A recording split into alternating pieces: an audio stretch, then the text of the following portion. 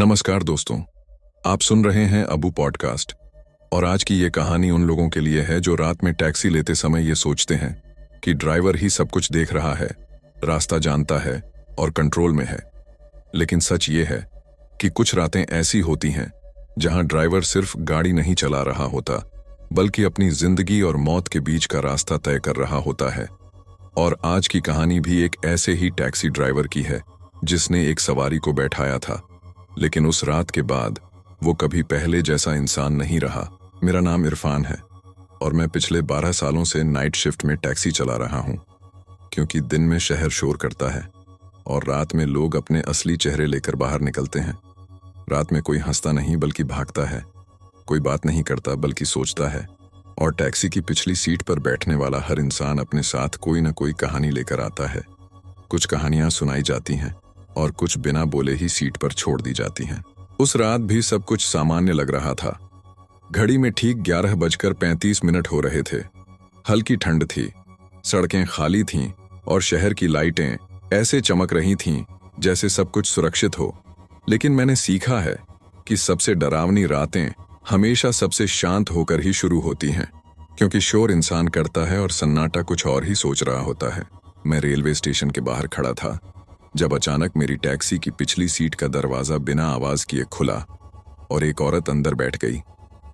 मैंने शीशे में देखा तो उसकी उम्र ज्यादा नहीं लग रही थी। चेहरे पर थकान थी, कपड़े साफ थे, लेकिन उस सफेदी में भी अजीब सी उदासी चिपकी हुई थी।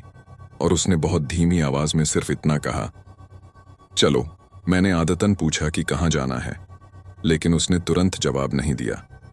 कुछ सेकंड ऐसे बीते जैसे हवा भी रुक गई हो, और फिर उसने एक जगह का नाम बताया जिसे सुनते ही मेरा पैर ब्रेक पर जम गया, क्योंकि वो इलाका शहर के उस हिस्से में था जहां रात के बाद कोई टैक्सी नहीं जाती, जहां स्ट्रीट लाइटें महीनों से बंद पड़ी थीं और जहां पिछले कुछ सालों में कई ड्राइवरों ने ये कहकर नौकरी छोड़ दी थी कि वहां से लौटते वक्त गाड़ी हल्की हो जाती है, लेकिन दिल भारी। मैंने शीशे में फिर से उसकी आंखों को देखने की कोशिश की, लेकिन अजीब बात यह थी कि उसकी आंखें बिल्कुल सामान्य थीं। न डर, न गुस्सा, बस एक अजीब सी जल्दबाजी, जैसे वो जगह पहुंचना जरूरी हो, चाहे रास्ते में कुछ भी हो जाए। और शायद यही वो पल था जहां मुझे मना कर देना चाहिए था। लेकिन टैक्सी ड्राइवर की सबसे बड़ी कमजोरी यही होती है कि वो हर चलो को काम समझ लेता है। जैसे ही टैक्सी स्टेशन से निकली, मैंने महसूस किया कि रेडियो अपने आप बंद हो गया है।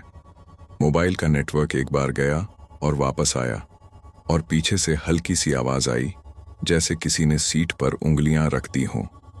लेकिन जब मैंने शीशे में देखा तो वो औरत बिल्कुल सीधी बैठी थी, हाथ गोद में रखे हुए, और उसकी परछाई भी अजीब तरीके से सीट पर गिर रही थी, जैसे रोशनी कहीं और से आ रही हो। जैसे जैसे हम शहर से बाहर निकलते गए, रास्ते अंधेरे होते चले गए। पेड़ों की परछाइयां सड़क पर ऐसे गिर रही थीं जैसे कोई रास्ता रोकना चाहता हो। और तभी उस औरत ने पहली बार पूरा वाक्य बोला, बहुत शांति से, बिना किसी भावना के, डर मत, तुम पहले ड्राइवर नहीं हो। उस एक लाइन ने मेरे हाथों को स्टीयरिंग पर जकड़ दिया, क्योंकि वो आवाज किसी चेतावनी जैसी नहीं थी, बल्कि किसी पुराने सच जैसी थी। जैसे वो ये बात मुझे नहीं बल्कि खुद को याद दिला रही हो। और उसी पल मुझे एहसास हुआ कि ये सिर्फ एक सवारी नहीं है, बल्कि एक रात है। और इस रात से अगर बचना है तो सिर्फ गाड़ी नहीं बल्कि खुद को भी संभालना होगा। और दोस्तों, यहीं से वो सफर शुरू होता है जहां टैक्सी सिर्फ सड़क पर नहीं चलती, बल्कि यादों, गलतियों और आत्माओं के बीच से गुजरती है। जैसे ही टैक्सी शहर की आखिरी स्ट्रीट लाइट को पार करके उस अंधेरे रास्ते पर मुड़ी, जहां सड़क के दोनों तरफ पेड़ इतने घने थे कि चांदनी भी जमीन तक नहीं पहुंच पा रही थी, मुझे पहली बार ये एहसास हुआ कि आज की रात सिर्फ लंबी नहीं बल्कि भारी होने वाली है। क्योंकि कुछ रास्ते ऐसे होते हैं जो दूरी से नहीं बल्कि एहसास से नापे जाते हैं। और इस रास्ते पर हर मीटर के साथ मेरी सांसें और गहरी होती जा रही थीं। मैंने स्पीड कम कर दी, क्योंकि सड़क पर अजीब सी नमी थी, जैसे अभी अभी किसी ने यहाँ से कुछ बहा दिया हो। और उसी दौरान मैंने गौर किया कि पीछे बैठी औरत की परछाई अब पहले जैसी नहीं लग रही थी, क्योंकि उसकी परछाई सीट पर सीधी नहीं बल्कि हल्की सी झुकी हुई दिख रही थी, जैसे कोई और भी वहां बैठा हो, लेकिन जब मैंने शीशे में ध्यान से देखा तो पीछे सिर्फ वही थी, बिल्कुल शांत, बिल्कुल स्थिर। कुछ मिनट तक खामोशी रही, इतनी गहरी कि इंजन की आवाज भी दूर दूर से आती हुई लग रही थी। और तभी उसने अचानक पूछा कि मैं कब से टैक्सी चला रहा हूं।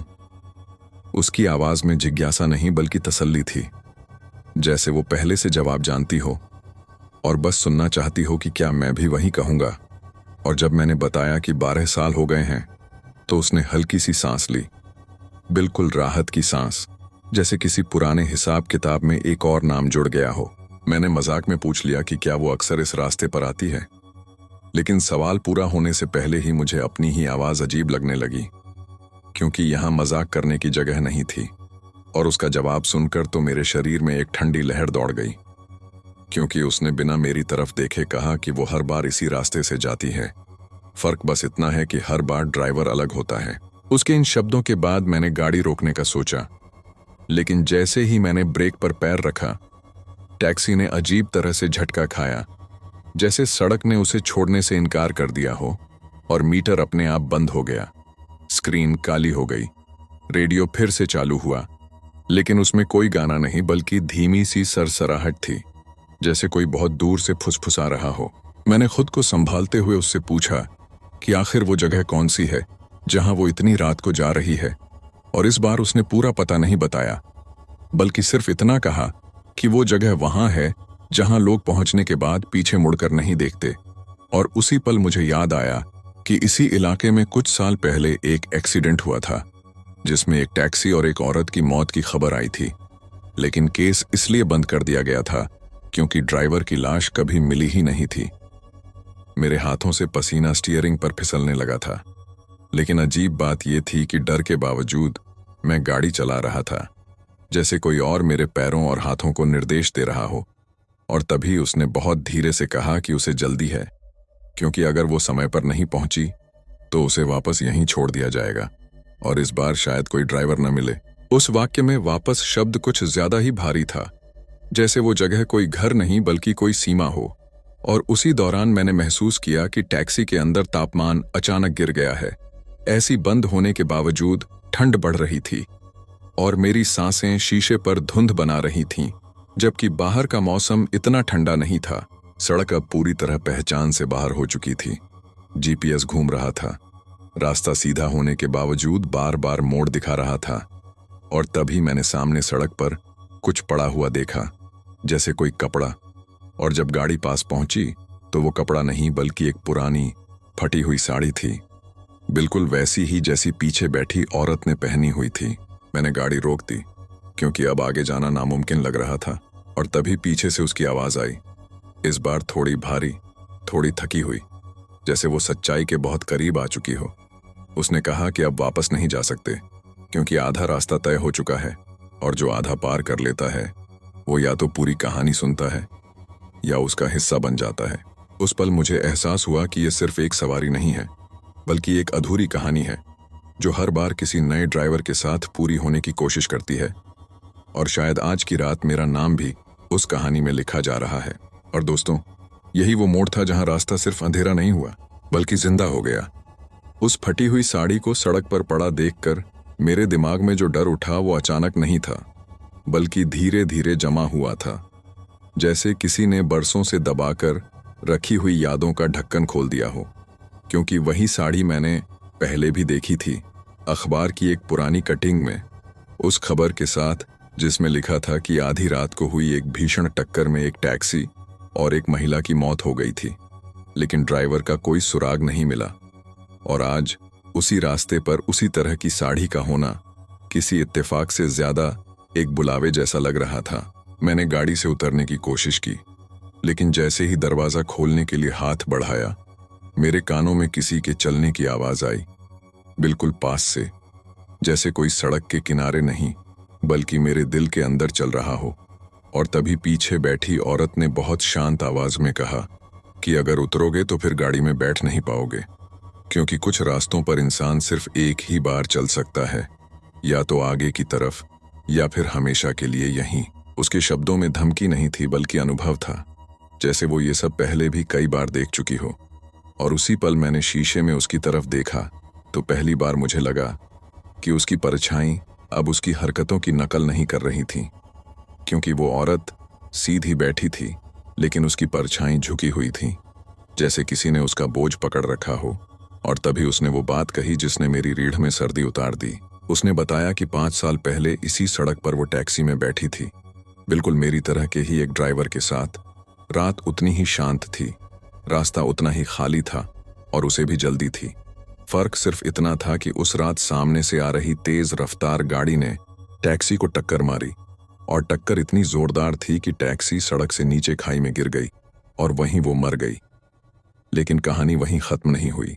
उसने कहा कि मरने के बाद भी उसका सफर पूरा नहीं हुआ, क्योंकि उसका घर इस सड़क के उस पार था, और जिस रात वो नहीं पहुंची उसी रात से वो हर रात इसी जगह लौट आती है, उसी समय, उसी उम्मीद के साथ कि शायद इस बार कोई ड्राइवर उसे आखिरी मोड़ तक छोड़ देगा, ताकि वो उस अधूरे रास्ते को पूरा कर सके जो मौत ने बीच में रोक दिया था।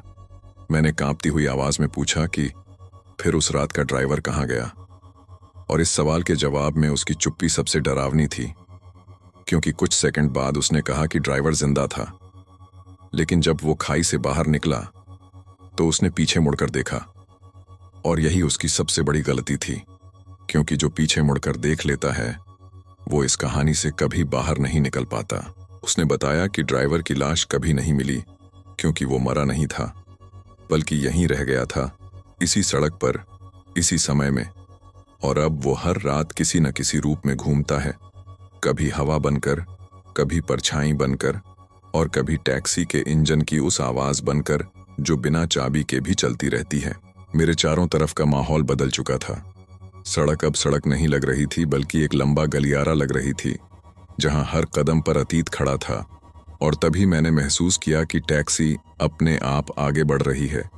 मेरा पैर एक्सेलरेटर पर नहीं था, फिर भी गाड़ी चल रही थी, और पीछे बैठी औरत ने कहा कि अब बहुत देर हो चुकी है, क्योंकि उसने मुझे पूरी कहानी सुना दी है, और जो पूरी कहानी सुन लेता है उसे एक चुनाव करना पड़ता है।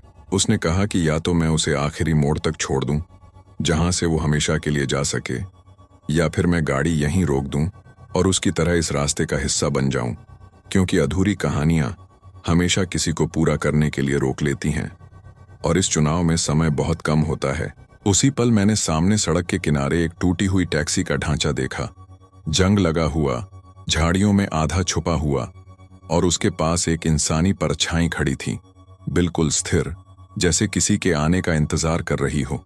और मुझे समझ आ गया कि यही वो ड्राइवर था, वही जो कभी घर नहीं लौटा और शायद अब किसी और को अपनी जगह लेने के लिए देख रहा था।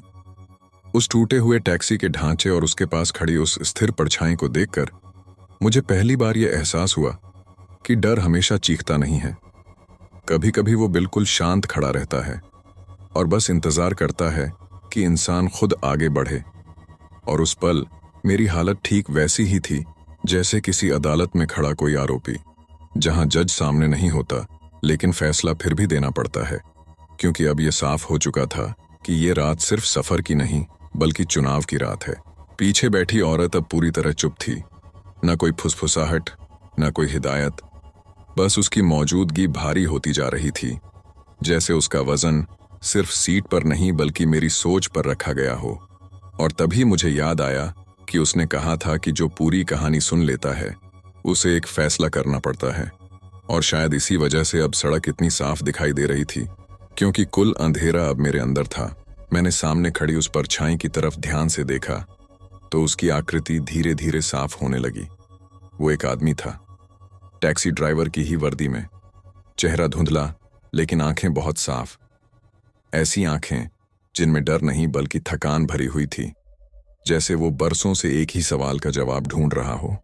और उसी नजर में मुझे समझ आ गया कि ये वही ड्राइवर है जिसने 5 साल पहले इस रास्ते पर पीछे मुड़कर देख लिया था। और तभी मेरे दिमाग में एक अजीब सी बात आई कि शायद वो ड्राइवर कोई गलत इंसान नहीं था, बल्कि बस एक आम आदमी था जिसने उस रात घबरा कर वही किया जो हम सब करते हैं, पीछे देखा, सच्चाई देखने की कोशिश की, और उसी कोशिश की कीमत उसने अपनी जिंदगी देकर चुकाई।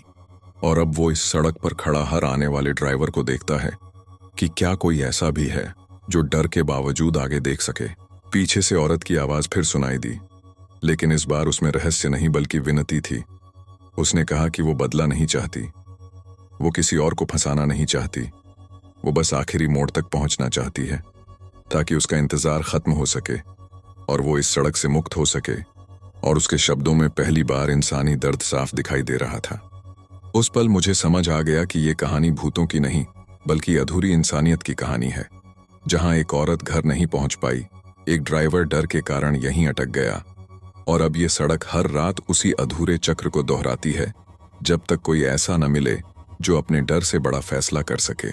मेरे हाथ कांप रहे थे, लेकिन मैंने स्टीयरिंग को कसकर पकड़ लिया, क्योंकि पहली बार मुझे लगा कि टैक्सी में नहीं बल्कि मेरा ज़मीर चला रहा है। और मैंने बहुत धीरे धीरे गाड़ी आगे बढ़ाई, उस परछाई के पास से, बिना उसे देखे, बिना शीशे में झांके, क्योंकि अब मुझे समझ आ गया था कि पीछे देखने का मतलब सिर्फ गर्दन मोड़ना नहीं बल्कि अपनी हिम्मत तोड़ना होता है। जैसे ही टैक्सी उस परछाई के पास से गुजरी, हवा अचानक बहुत ठंडी हो गई और मुझे लगा जैसे किसी ने पीछे से मेरा नाम लिया हो। लेकिन मैंने प्रतिक्रिया नहीं दी, क्योंकि मुझे पता था कि यही वो आखिरी परीक्षा है।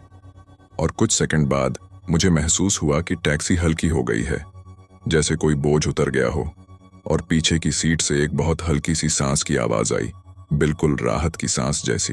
लेकिन कहानी अभी खत्म नहीं हुई थी, क्योंकि असली परीक्षा अब सामने थी।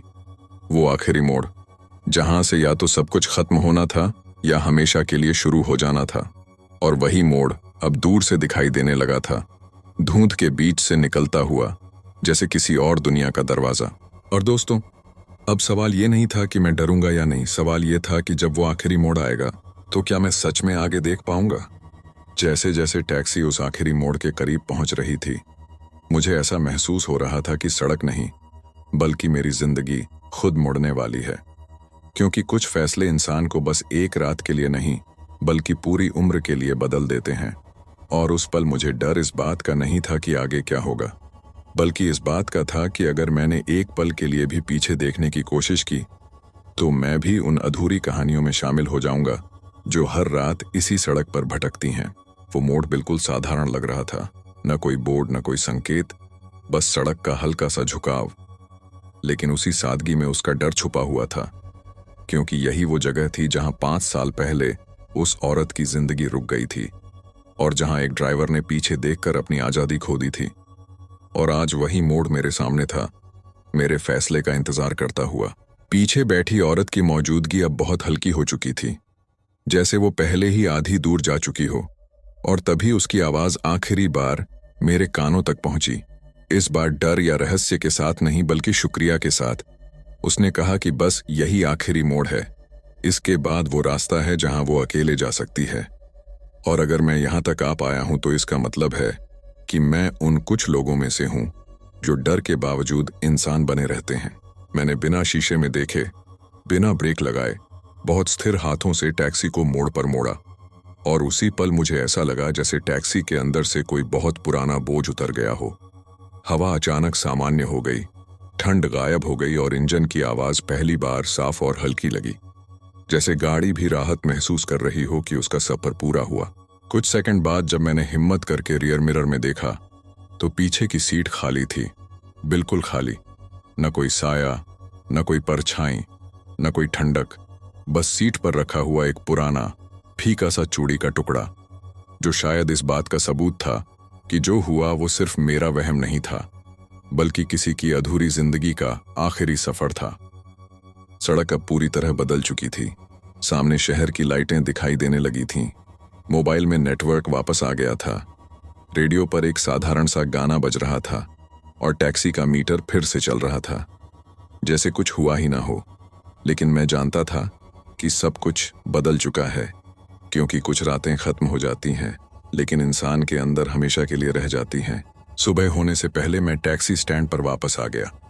किसी ने मुझसे कुछ नहीं पूछा, किसी को कुछ अजीब नहीं लगा, लेकिन मेरे अंदर एक अजीब सी शांति थी, क्योंकि मुझे पता था कि आज एक अधूरी कहानी पूरी हो गई है और शायद उसी के साथ उस सड़क पर खड़ी एक परछाई को भी मुक्ति मिल गई है।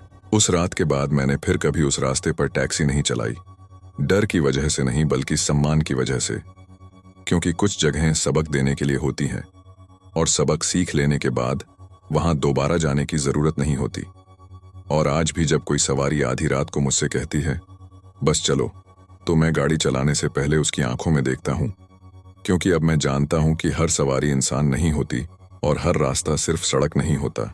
और दोस्तों, अगर कभी आप रात में टैक्सी लें और ड्राइवर बिना वजह शीशे में देखने से बचे या किसी मोड़ पर अचानक चुप हो जाए, तो समझ लीजिएगा कि शायद उसने भी किसी अधूरी कहानी को पूरा किया है। क्योंकि कुछ टैक्सी ड्राइवर सिर्फ लोगों को मंजिल तक नहीं पहुंचाते, कुछ आत्माओं को भी रास्ता दिखा देते हैं।